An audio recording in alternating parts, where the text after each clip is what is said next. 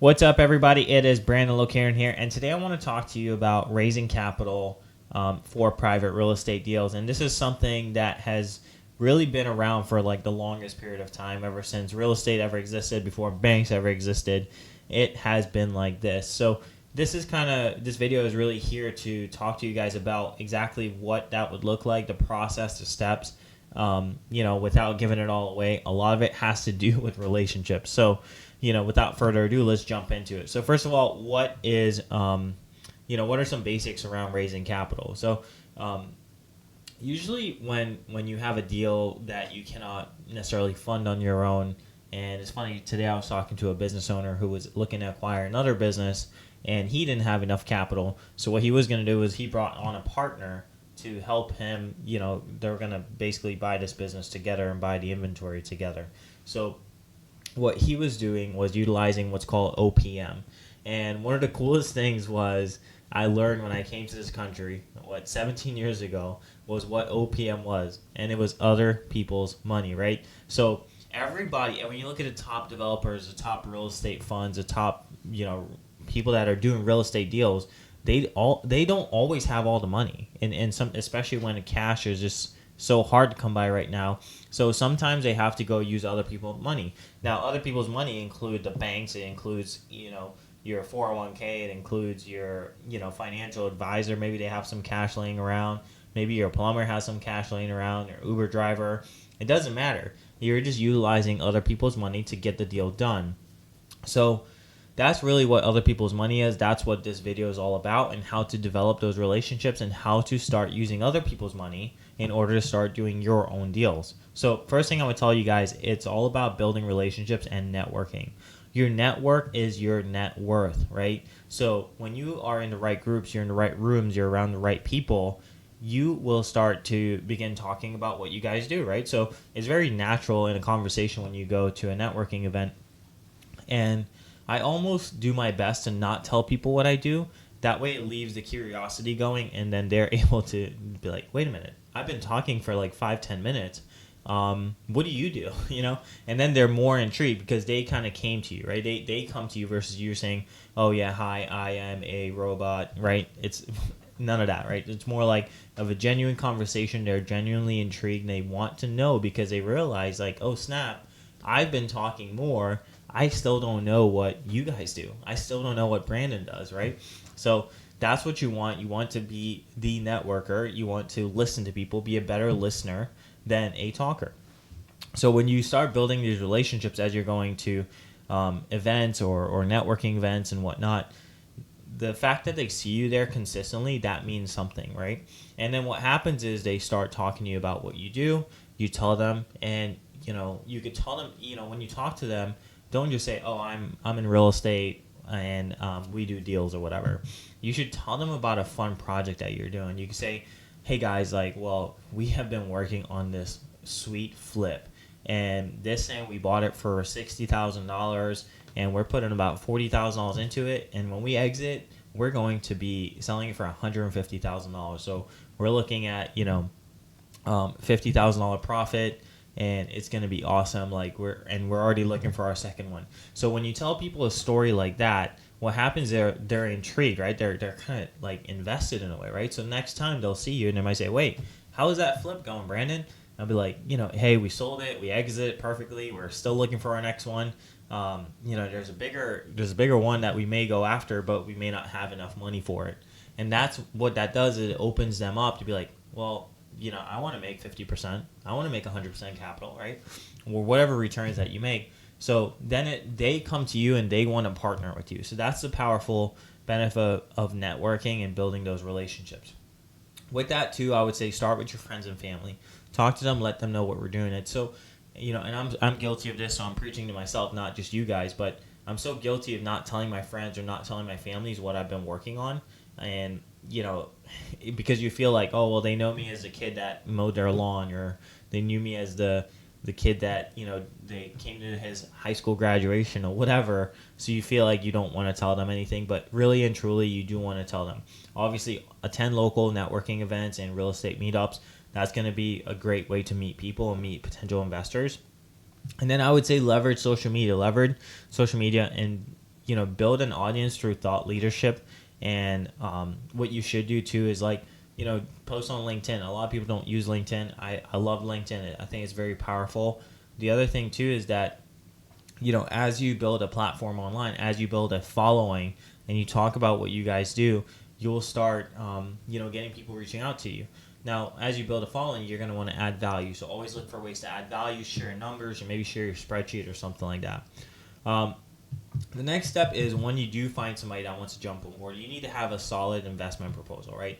So you can't just say, oh, I think I'll need $40,000 for this renovation. I think I'll need, $15,000 more in landscaping or something, right? Whatever it may be. You have to have a finite and definite requirement for what you're looking for, because it shows that you're organized and that you are able to, run a deal and be able to run their money. They have confidence. You have confidence in their money, and you have a spreadsheet. You have something that shows you exactly where things are going to go, when it's going to happen, and when people can expect a return, right? So you need to have a solid investment proposal, right? And, guys, first of all, I'm not an attorney, so make sure you double check with your attorney for the proper paperwork and get professional counsel. I'm not a professional. This is not tax or legal advice, so definitely consult with your tax accountant and your legal lawyer, whatever. So make sure you develop like a sample, like make sure your marketing is good, and develop, sort of like a one-pager on the property that you're looking to acquire. Show them the exit, how much money you need, how much returns they would get, that kind of thing. And then highlight realistic return expectations to avoid over-promising. So I always under-promise and over-deliver. So if I know a project is going to make about 20% profit, I'll say, guys, look, we are targeting 15%. And with the hopes of it doing more, but this is what we're targeting. So under promise and over deliver. And when you do that, they'll say, dude, 20%, like you were only telling me 15. I want to go do it again, right? So it's going to keep that returning customers. So make sure you also like show them what your risks are. Show them what the biggest risks are in investing with you. Show them what the biggest hurdles that you're facing, what could cause this deal to go sideways or whatever it may be. Make sure you show them that you're preparing for these hiccups or these hurdles, so that they feel prepared and they feel, again, like they are, you are in control of their capital, right? That's the key. The next thing is utilize different funding sources, right? So, you could talk to people about, if they want to invest, and, as you build that relationship, this is obviously over the course of, years of building relationships with people.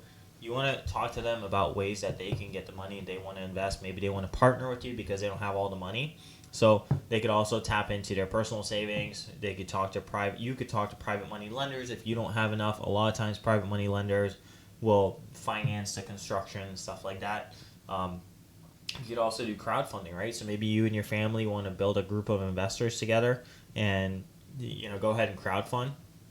That's a good way to do it. I know a lot of people whose families are putting, $10,000, $20,000 here, and they're going to go start flipping houses. Another way to do it too is converting your self-directed IRA. So people can use their self-directed IRAs to invest into your system.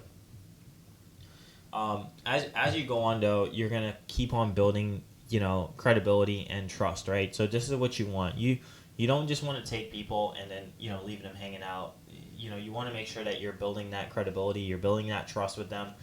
So always present a good track record and partner with investors to build credibility. So maybe you have another investor or a mentor or someone that you truly like. You could partner with them and see what it's like to be a hard money lender or a private money lender, and see what it's like. Partner with them and just ask them to partner, and then that way you can see how they treat you, figure out what you learn from it, and how you can get better and how you can improve the process.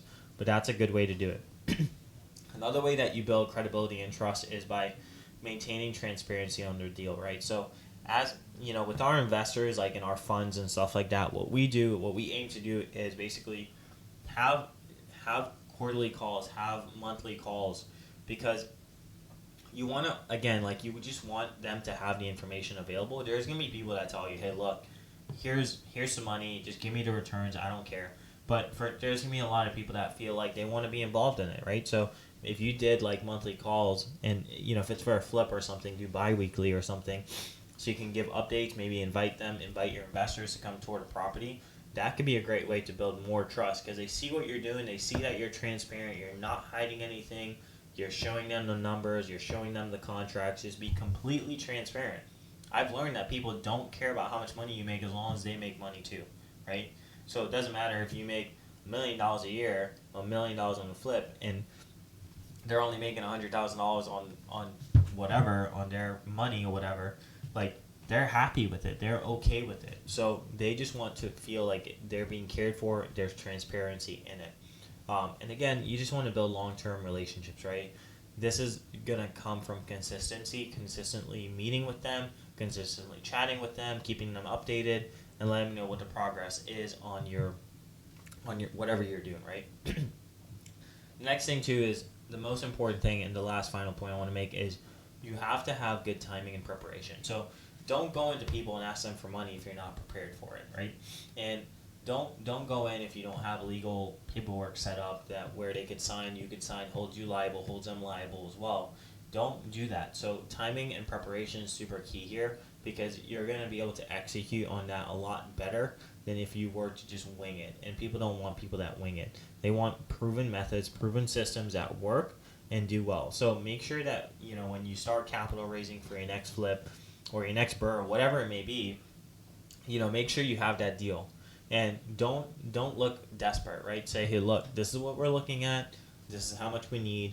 What do you think? And they will tell you. Just shut up and listen, right? They will tell you exactly what they think of it, what they are looking to do, and how much money they're looking to do.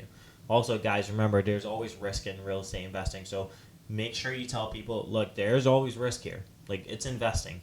And consult with your attorney to determine what that paperwork should look like for your state and specifically your deals.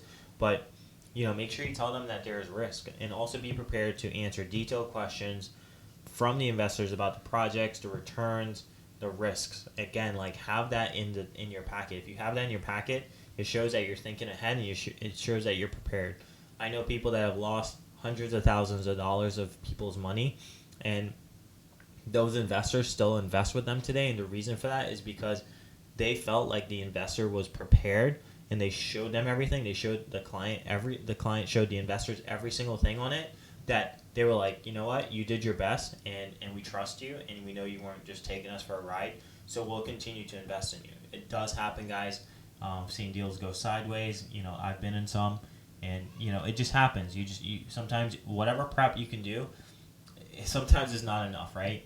And sometimes, but it is what it is. So just, guys, just make sure you consult with your attorney. Cannot stress that enough.